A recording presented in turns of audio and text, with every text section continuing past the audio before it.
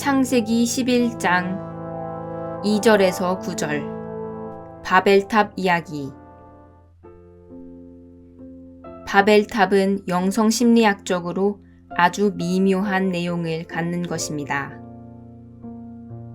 신앙인은 완전함에 대한 욕구와 갈망을 가져야 하지만 완벽주의에 빠져서는 안 된다는 상반된 내용을 갖는 것이 바벨탑의 의미입니다.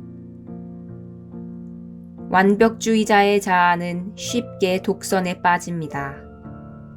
왜냐하면 자신의 성취에 근거하여 하느님과 관계를 맺으려 하기 때문입니다.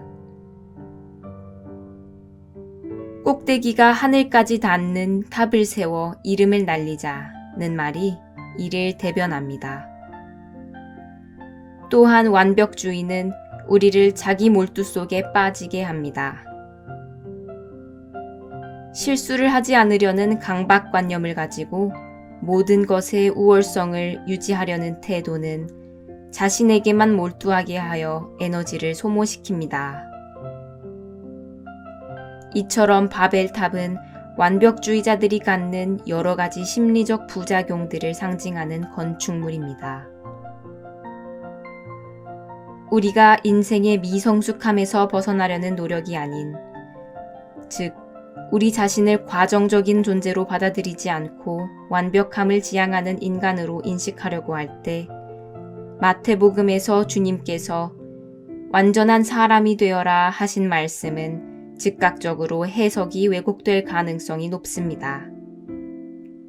즉, 오류가 없는 완전함으로 이해하고 그 결과로 성경을 율법주의적으로 해석하게 된다는 것입니다. 그리고 더 안 좋은 것은 자기도취적 완벽주의에 빠지거나 심한 자기혐오에 빠지게 된다는 것입니다.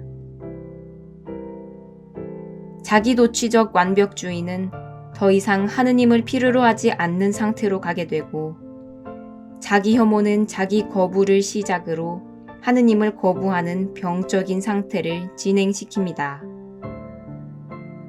마치 바벨탑을 세운 사람들처럼. 그래서 건강한 신앙인들은 이상적인 신앙생활의 목표는 가지되 지나치게 그 이상을 자기에게 적용하려고 하지 말고 그 과정이 주는 의미를 받아들이고 감사하는 마음을 가지라고 하는 것입니다. 바벨탑은 콤플렉스가 심한 사람들의 상징물입니다. 콤플렉스란 억압된 욕구를 중심으로 무의식 안에 결집된 관념들의 복합체입니다. 이 중에서도 바벨탑은 열등 콤플렉스의 부산물과 같은 의미를 갖습니다. 열등 콤플렉스는 오랫동안 지속되고 정도가 지나치면 피해의식에 도달하며 더 나아가 피해망상 수준에 이를 수도 있습니다. 바벨탑을 만든 사람들처럼 되는 것입니다. 이들은 실제로는 자신들이 따라야 할 권위자가 없기에 스스로 권위자가 되고자 합니다. 그런데 권위가 없는 곳에서는 병적인 권위주의가 잡초처럼 자라납니다. 권위를 상실한 아버지나 지도자는 자신들의 내면적 위기감을 권위주의로 극복하려 든다는 것이지요. 그리고 이런 권위의식은 편집증적 피해의식을 불러일으켜서 주변을 황폐하게 만듭니다. 알프레드 애들러는 인간 심리의 보편적 현상을 권력의 의지라고 정의를 내렸습니다. 인간은 누구나 권력을 획득해 자신의 뿌리 깊은 열등감을 극복하려 든다는 것이지요. 일례로 거만한 태도는 열등감과 피해의식을 만회하려는 방어적 태도란 것입니다.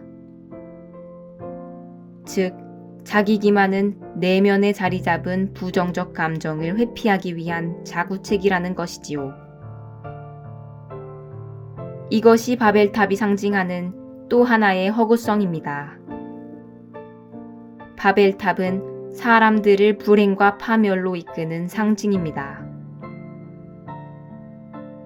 그렇다면 반바벨탑 같은 사람들은 어떤 삶을 살았는가? 그런 인류가 잘못된 어두운 길을 걷고 있을 때 남들에게 행복을 가져다 주기 위해 건설적인 일을 하는 사람들입니다. 그들은 자신이 인류에게 줄 수 있는 사랑은 대단히 빈약해서 무기력한 냉소로 허비할 수 없는 것이란 사실을 잘 알고 있습니다. 대화와 함께 나누기를 통해 파괴가 아니라 건설할 마음의 준비가 된 사람들. 오직 그런 사람만이 인간의 공동 운명을 좀 더 개선시키기 위해 노력할 태세를 갖추고 있습니다. 그들만이 인간에 대한 진정한 관심을 갖고 있고 인간의 선함과 하느님에 대한 믿음이 있기 때문입니다.